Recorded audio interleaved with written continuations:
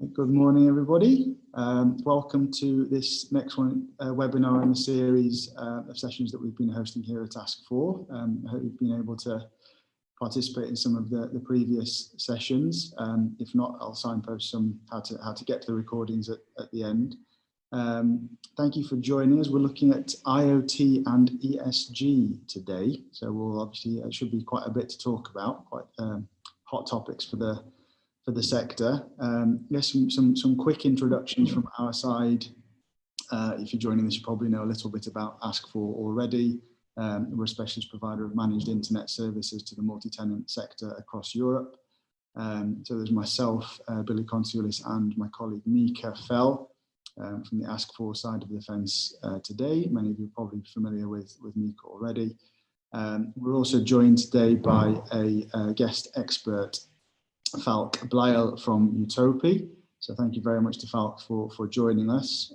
If you don't know about Utopi, they're an IoT and data integration service provider, essentially using smart sensors to collect actionable data from multi-tenant buildings with the aim of improving ESG rating, lowering operating costs, ultimately increasing asset values, asset valuations. I'm sure Falk will correct me if any of that is misleading. So yeah, thank you to both for joining us. As I mentioned, Falk will take the role of the guest expert, bringing the Utopi knowledge to the table really, and Mika will play the role of client advocate, having spent many years in operating buildings as a client of Ask4 actually before she jumped the fence to join us. So we should have plenty to talk about. I guess firstly, maybe one for Mika. As we're talking about IoT and ESG, we should probably set out the terminology a little bit. So, starting from the building operator side of the fence, what do we mean by ESG, and what is it that you or the rest of us Ask4 are hearing from operators about that? Yeah, so morning everybody. So ESG. Well, firstly, I had the pleasure of attending the Resi conference in person last week over at Celtic Manor. And I think 95% of the panels that I was listening to ended up talking around ESG and IoT. And so it's clear that it's a hot topic for sure, and it's only going to continue. But what it also showed, but there was still quite a lot of interest in gaining more knowledge about this topic, more so the IoT, how that affects the ESG. So as we know, ESG, I'm sure everybody on this webinar is aware that we're looking at environmental, social and governance. And it's a set of standards that investors will use to screen their potential investments. In today's world, what we're looking at doing is operators want to gather more and more ways of measuring their buildings so that they can really look at improving what that looks like in real time. And I guess what we're hearing is they want data. They want hard data that they can actually use to make real significant impacts to their buildings, be that operational efficiencies, or if it's building-wide energy consumption. They really need that data so that they can use it and they have something to go from to make those improvements. Thank you for that, Mika. And I guess to follow on from that, the other acronym that we've obviously is in the title.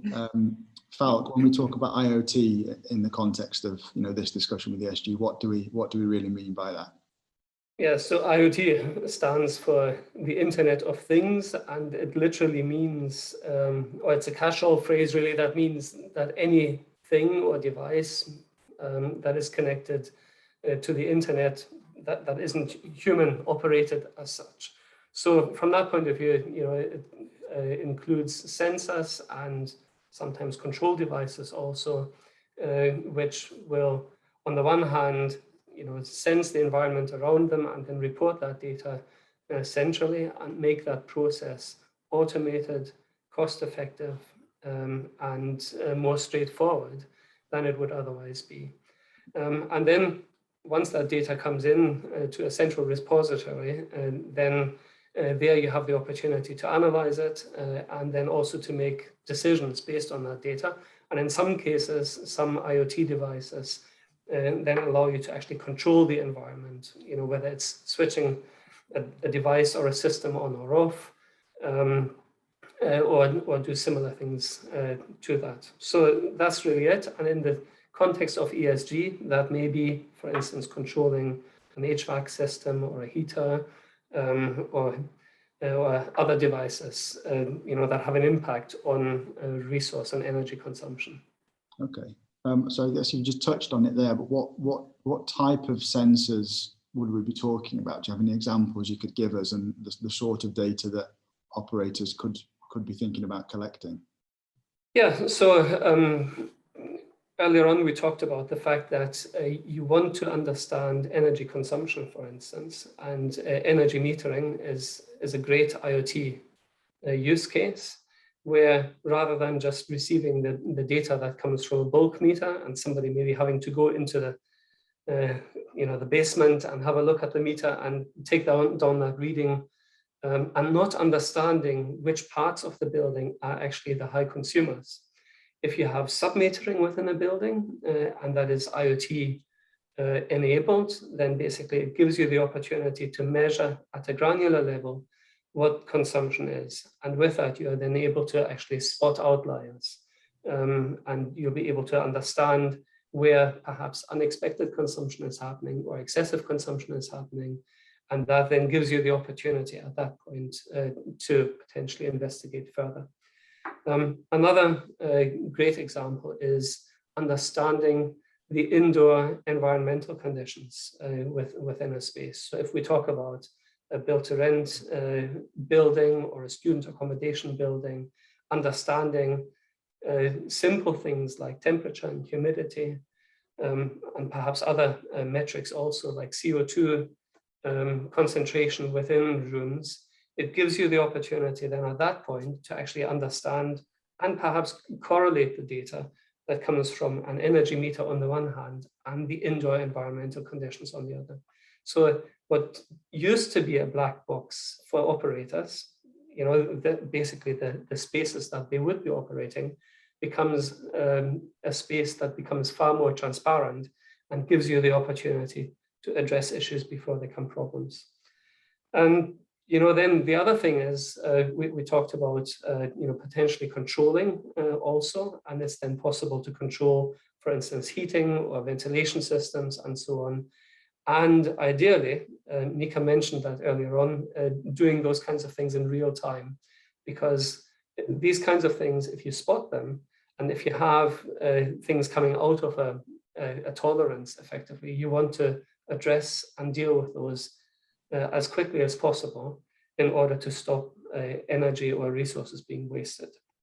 And then lastly, perhaps the other thing, I know there would be many more, but just to give you an idea, if you understand occupancy within amenity spaces, and you are able to actually view occupancy and get historic reports on occupancy, you'll be able to understand also, again, whether to heat or light or ventilate spaces, and if so, to what extent.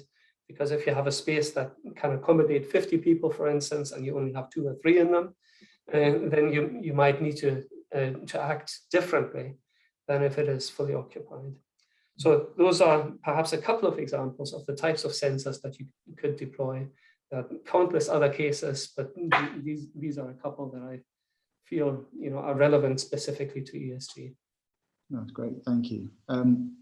I should say, actually, as we're going along, if people do have questions they'd like to put to the panel, do please add them to the Q&A chat feature, and we'll make sure we save some time at the end to address some of those.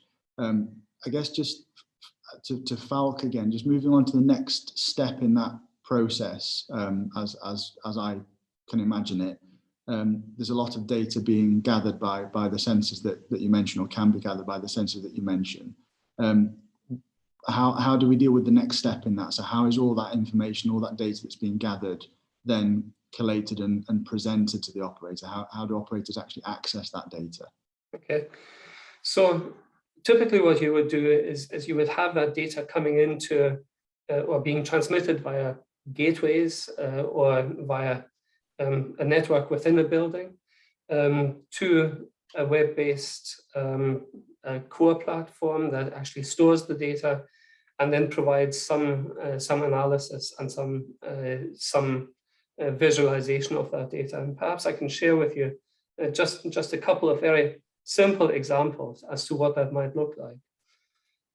So if you see on this particular screen, for instance, you can see occupancy for a couple of spaces that are shown here. This is real data from a client site, where there is a roof terrace, for instance, and you see occupancy over the last 2 weeks almost from the beginning of September. And what you can see is that there's a maximum occupancy level, which in this instance is actually a condition for operating the building, that there shouldn't be any more than 50 people on the roof terrace at any one time. So on the one hand, this particular data gives you compliance evidence as such, and it does that very easily and very quickly, but it also gives an indication of occupancy then within that particular space. And you can see that perhaps there were some events that were hosted, or the weather was really nice, and so on.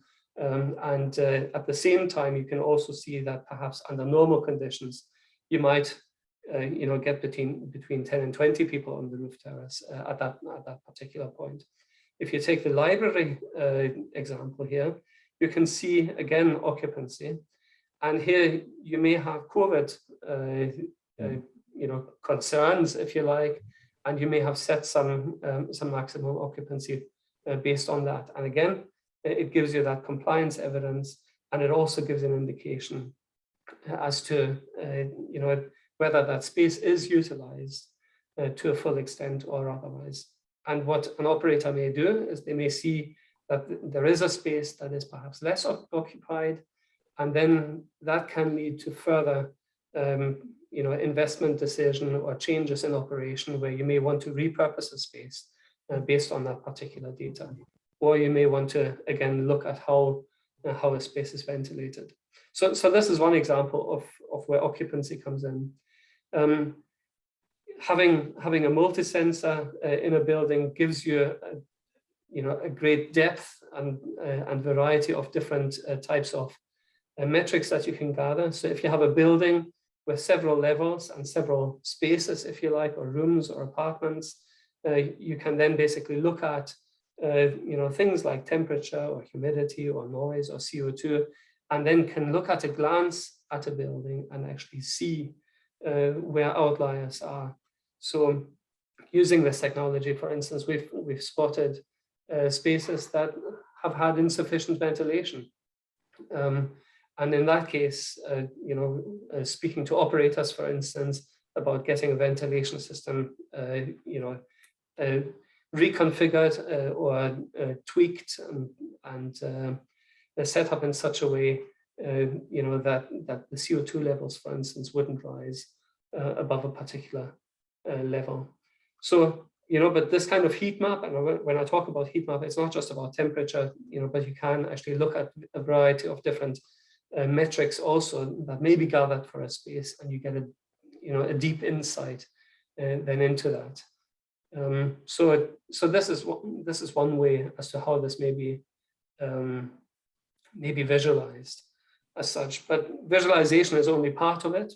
The other thing that you would want to do is effectively trigger workflows when you have significant outliers, workflows that either cause some automated change, or in some cases, if there is a person that needs to attend something, that a person is then actually sent, and a ticket is raised. Effectively, that's then worked through.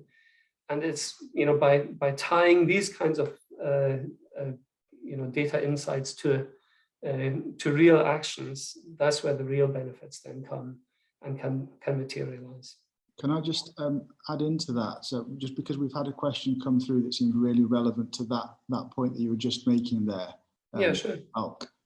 Someone's just asked, is it the same sensor that you showed various different metrics there on that screen for the heat maps? And we've had a question come in saying, would it be the same sensor that can detect humidity, heat, etc., occupancy and so on? And is there any difference to where they would be placed? Yeah. So potentially, yes. We as a company, we've actually developed some hardware, because we were looking for a device that was giving us a rich data set for the residential environment. And as you can imagine, I have one here in my hand. That's what it looks like. It's ceiling mounted and recessed effectively. Here's and that particular device, sorry? Here's one you made earlier. Yeah. Here's one I made earlier, exactly. And this particular device gives you a rich data set, including temperature, humidity, air pressure, noise, light, CO2, and VOCs. And with that, you're able to actually understand the performance of that particular space. And motion as well, so presence. So with that, for instance, you're able to detect, if the space is occupied or not. It doesn't tell you how many people there are or who it is or anything like that, but it gives you an indication as to whether the space is occupied. And then you can tie that to a variety of things. So for instance, if you see that the temperature is high and that the space is unoccupied, and let's say, for instance, through another device or so, you see that a heating, a panel heater or a TRV is on, then at that point you may want to control that panel heater and say, right, okay, I know that the space has been occupied for X or unoccupied for X number of hours. I will now switch off the panel heater until I see movement again within the apartment. And that is one of those things where effectively you are then able to automate processes that have a direct impact on energy consumption. And in a student accommodation environment, for instance, that may be directly relevant, because in most instances, students don't pay for utilities and perhaps are therefore not as financially motivated, to do those kinds of things, and actively, control their consumption. So we can gather a huge amount of data then, which I guess begs the question, what do we actually do with it? If we're relating this to ESG ratings, can you give any examples and ideas of how this has been acted upon to really make a commercial benefit and difference? Okay, yeah, it's really interesting. There is something which is called Pearson's law, and it says that when performance is measured, performance improves, and when performance is measured and reported, the rate of improvement accelerates. And that is, a very simple statement and mantra. So basically, if it's measured, the performance improves almost as if by magic, because people become aware of it as such, and if it is then reported, then that level of awareness increases. So we typically, within our business, we add a further, statement to that, and that has to do with what we call the half-life value of data. So knowing something when it's happening is significantly more valuable than knowing that something happened yesterday, or last week, or last month. Because then at that point, the time for action is gone. The opportunity for action is gone.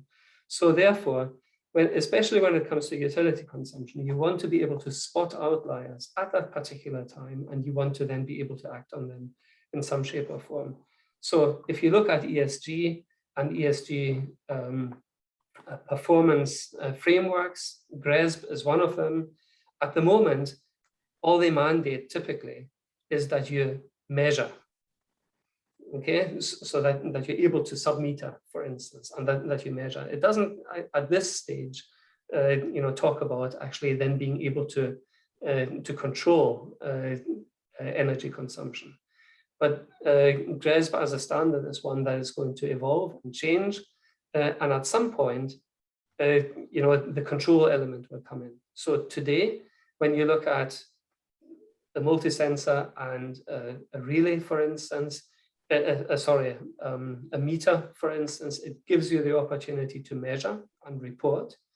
And then the next step beyond that would be or could be, and it doesn't need to be tomorrow or next year or anything like that. It could be immediately. It would be then to actually start exerting some control over that, and that control may be, through an active intervention, like a switch or a relay or a radiator valve that you can control remotely, or in some cases it may be through in a residential environment, resident interaction, where you actually push a message to a resident, let's say on an app or something like that, and make them aware of what their consumption is, and what they might want to do to actually reduce it. So, so from that point of view, when it comes to the ESG element, the first thing is by sub-metering and by understanding the environment, it gives you a significantly greater level of insight and depth than what you would get just from measuring the total consumption within the building. And that actually moves the dial when it comes to like a GRESB score quite significantly, actually, because the scoring is tied to the things that the framework considers as important. But then the other thing is that by then implementing some kind of control or through an app, what we call behavioral nudging, you're then able to actually deal with some of those outliers and then actually affect the amount of energy that is consumed. And in some cases, we believe that savings in that space may be up to about 20%. By actually dealing with the outliers and making people aware, and then shifting the bell curve, the distribution curve, making it tighter on the one hand, and then moving the whole curve down effectively in terms of consumption. Okay. So I guess there's obviously a number of reasons why ESG, or generally improving the performance of buildings, is very important. I think we're all probably keenly aware of that. As Mika said, it's a very hot topic that's being discussed in the sector at the moment. One of those reasons to look at it is obviously also the commercial side. From an operator's point of view, from a resident's point of view, there's lots of reasons to improve the efficiency and conditions of buildings, but these solutions need to be commercially viable for the investors who are operating the building. So I guess coming at it from that perspective, would it be fair to assume that we're not talking about huge sums of money for installing these things? I'm not going to put you on the spot and ask for any numbers here, Falk, but is that a fair assumption to make? And do you have any experience of how quickly operators typically be looking to see a return on any investment that they make in this arena? Yeah. So interestingly, when it comes to IoT, the whole thing with IoT is that it actually changes the economics of getting data out and doing things. So in a new built environment, for instance, if you look at the standard way of putting electricity submeters in, for instance, and other utility submeters, the de facto standard in the UK today is wired M-bus. And the cabling alone for something like that is horrendously expensive in a new build. And by moving to an IoT-based meter that uses wireless transmission, effectively the cost of installing the cabling on the one hand and the meters on the other hand can reduce significantly. And when I say significantly, we're talking in some cases, around the 50% mark compared to, the other type of install. Now, that is significant because there's potentially a real capital cost saving. And one of the things that we then do when we speak to potential clients is we say, look, instead of taking all of the savings, just basically taking it as a benefit, why don't you reinvest some of those savings in getting multi-sensors installed in the buildings as well? That then gives you that extra level and depth of insight. And then basically from that point of view, in a new build type environment, it may be possible to actually do this on a cost neutral basis, or in some cases, potentially even still saving money vis-a-vis, like I said, specifically a wired M-bus type deployment. The other thing that I didn't mention earlier from an ESG point of view, I hope you don't mind me going back to it, the social aspect also, by knowing, for instance, and understanding CO2 concentrations, and then being able to make people aware of that. And again, in the student environment, perhaps specifically, where actually your brain horsepower is directly linked to the amount of CO2 that's in the atmosphere that you're breathing, and so on, actually has a real impact on people's well-being and potentially also on their intellectual performance, if you like. And if you don't spot movement, for instance, in a student block in a particular apartment, it gives you the opportunity also from a social responsibility point of view to potentially start making inquiries. Now it may be that somebody's just away on holiday or so, but to actually take care and see if somebody is there. So yeah, from a cost point of view, the actual hard cost, an installation is one thing. From a retrofit point of view, it's another, because in that case, typically, things have already been installed, costs have been sunk, and so on. But from a retrofit point of view, installing meters, is still possible. So I have one of them here. So this is a standard, smart meter, effectively, that can be installed in a consumer unit. It can be retrofitted quite easily. It's 2 units wide, and it takes maybe half an hour or so to install one of them. And it then basically that question actually, Falk, while you're on that topic about retrofit versus new build. So are we right to say that all of the things we're talking about are equally applicable for new build and retrofit here? Absolutely, yes. So from a retrofit point of view, especially when it comes to electricity metering, if there is a consumer unit, it's easy to put them in. If there isn't one, it may be possible to put a separate box, if you like, there that actually hosts the meter, and you're able to get information from that. And our multi-sensors are developed in such a way that it literally takes 1.5 minutes to put one of those in. We have a video on LinkedIn where one of my colleagues actually puts one of them in, and the video is 1 minute and 25 seconds, and he's not in a hurry. So it would be easy for somebody to beat it if they really wanted to, from a timing point of view. So it's quick and easy to install, and it's quick and easy to retrofit as well, because again, that sensor in that case is actually wireless, the way that it operates, and it's battery powered as well.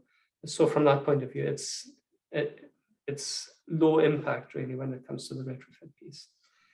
And just coming back to the business case, and the cost of actually installing those things, we actually see the main benefit when it comes to a return on investment for those who actually install this kind of technology in the asset value.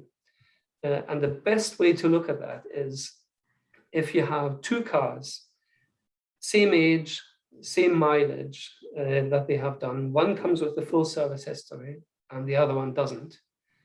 Which one commands the higher price?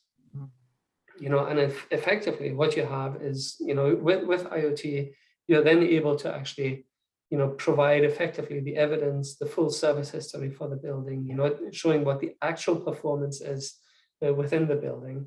And as a consequence of that, we believe, and we see signs that there are premiums paid for buildings that actually have that level of insight that otherwise wouldn't be there. And that actually dwarfs, in terms of return, any ROI that is based potentially on reducing operational costs. although it, it has the potential to do both. Super.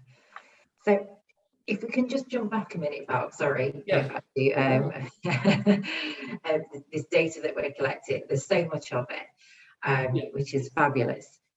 It's inevitable we're going to get the questions around privacy. It's obviously another focus for everybody, GDPR compliance, and is this data identifiable? Is it to person, or is it anonymous? What does it look like from that perspective? So it's a very valid question, and I hope it's a fairly simple answer. The data that is collected when it comes to temperature, humidity, movement, and so on, noise levels, and so on. These are data points that relate to the asset. So they relate to the space where the sensor is. They don't relate to a person. So from that point of view, the data is anonymous. Now, clearly, at some point, the data becomes personal. Excuse me. When you combine that data with, the name of the person who has signed the lease for a particular apartment or a room or something like that, But at the time that the data is collected, and also for much of the analysis that is done, it is actually not personal data as far as GDPR is concerned, because it's not data that relates to a person, it is data that relates to a space. We need to be clear then at some point, especially when you start pushing data out, for instance, to residents on the resident app, clearly at that point, who the resident is, and so on. At that point, it does become personal data, and it needs to be treated in that respect. But the data itself, the raw data, is definitely anonymous data, and it's much less data than what your mobile phone gathers on you. If you've ever had the creepy situation where you've talked about something that you may want to buy, and then the next thing that you look up on the web browser is an ad that is targeted firmly at you and what you've discussed. Yes, so. The bane of my husband's life. Shopping adverts gone crazy. How are you finding it, Bob, so far in the sector? What's your experiences been? Are you getting much feedback from operators and investors? Do they feel that this is worthwhile investing in this type of technology, or is there still speculation around its value?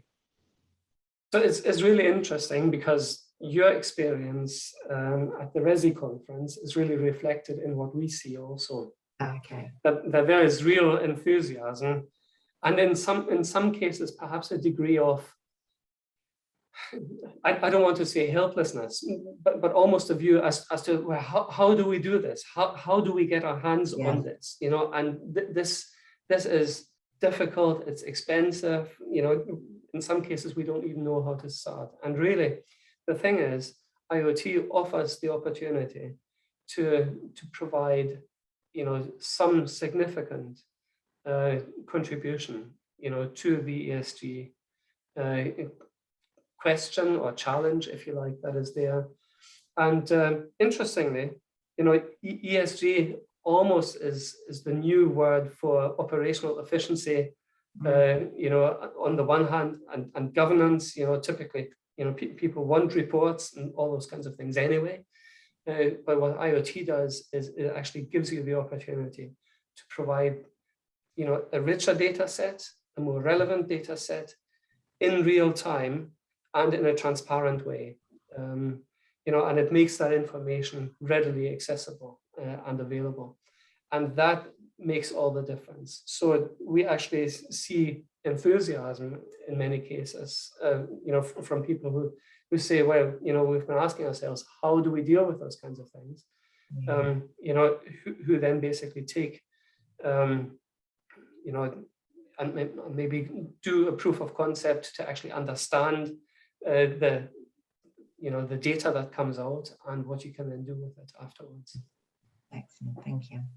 Okay. And certainly that rings true, that what you mentioned there about not just the importance to the sector, but also sometimes a feeling of helplessness. I remember being on a panel probably 2 years ago now at Property Week, where we were talking about sustainability and again in the PBSA side of things, and there was, to use your word there, Falk, almost a feeling of helplessness that everybody knew what needs to be done and the importance of doing something about improving building efficiencies, but there was almost a despondency around it's behaviours that need to change rather than any widgets and tech. But I guess the reality and where the conversation is going is, all of this technology, IoT and ESG in this context, is about giving people the tool to make those changes. It's, as you say, there's lots and lots of information that can be gathered, and it's about making that data actionable. To use your word from earlier, and giving people the knowledge and information and tools to make the changes that will be impactful.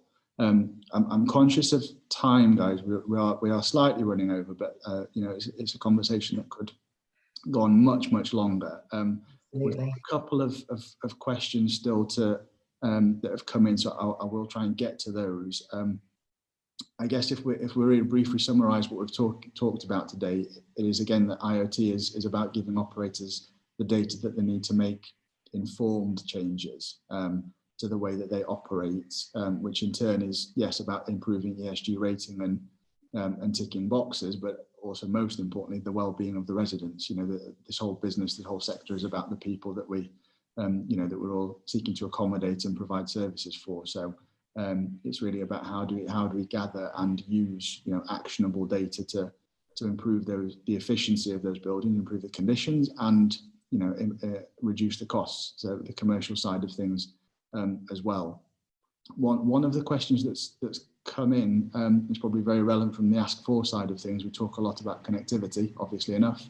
And there's been various webinar sessions before that have touched on passive infrastructure within buildings, which is relevant for this question, which is what sort of connectivity does the tech require? And does it make a difference what sort of cabling you have in the building? So it depends on the types of devices that you deploy. We major on a technology called LoRaWAN, which is a wireless technology that operates within a building. It's fundamentally different from Wi-Fi in that it only transmits very small amounts of data, but it's very power efficient. So from that point of view, it allows you to have sensors that operate on batteries for many months or even years. It is also possible to deploy a smaller number of gateways. So if you have a building that typically has maybe hundreds of wireless access points, you may only need maybe 2 or 3 or 5 IoT gateways to cover the whole building and then to gather data. And again, that makes it very attractive from a retrofit point of view, because you have flexibility with regards to the placement of those access points, and it makes it possible to cover a building quite quickly and quite easily and quite inexpensively, particularly also in retrofit.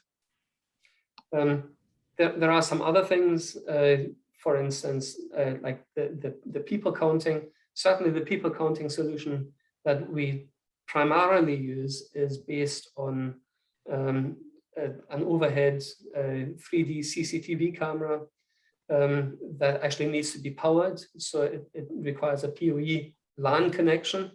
So in that case, for those devices, they would be placed judiciously, around the building, where they would actually be required, and they would require some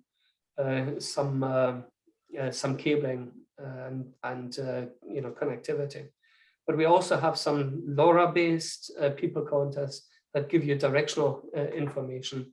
They're not quite as accurate as the overhead ones, but it's possible to combine data and event data from both of those. So by and large, the technology that we use requires no data cabling or very limited data cabling, like I said, for the gateways and perhaps for some of the people counting. Okay. I think I'll try and squeeze in one more of the questions from the Q&A chat just before I wrap up. On the heat map that you shared earlier, that one of the attendees spotted a line item for wellness. Could you tell us a little bit about what that means? And the question was, is this linked to WELL certification? So no, it isn't. It is based on 5 metrics and you know, an algorithm that we have built and that we happily share on you know, the metrics of temperature, humidity, light, noise, and CO2. Those are the 5 measures that we use and basically give a score out of 10, then basically for that, and then calculate a weighted wellness score in that respect. And it's just, it's a snapshot view, a simplified view, if you like, of that. And like I said, that's our view of the world that we happily share. So it's not opaque or anything like that. It's very open, you know, and it gives just a snapshot view. Now, some of those things will, you know, potentially have an impact on a WELL score as such, or WELL certification. But in this instance, it is just a simplified aggregate view of the metrics that we gather. Almost like a health check summary, kind of. Yeah. That's really interesting. I will definitely need to wrap up looking at the time on this. So that's been really interesting. As I said, I'm sure we could talk lots more about it. It's a very dense area of discussion.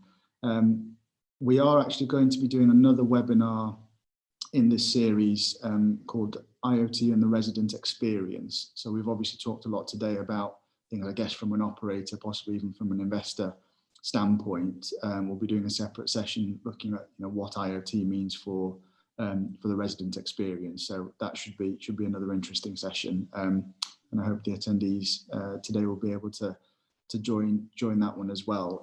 If you go to askforinternet.com/webinar, you'll be able to get information about the next webinar in the series more generally, and also recordings of all of the previous webinar sessions. If you missed any, so do please go and check those out if you weren't able to join any of them live. You can also obviously via their website get in touch, find contact details for any of the team here at Ask4. We'll also obviously find us on LinkedIn if that's easier for you. Do please go and check out utopi.co.uk as well for some more information on Falk's team and the Utopi side of things that we've been talking about today. And yeah, I guess that's probably it from us. So it just remains for me to thank those of you who've been able to join us. Thank you very much to Mika and Falk. Thank you. Very valuable contributions and discussion points today. And yeah, thank you to everyone. We'll see you all soon, hopefully. Take care. Bye-bye. Thanks. Bye-bye.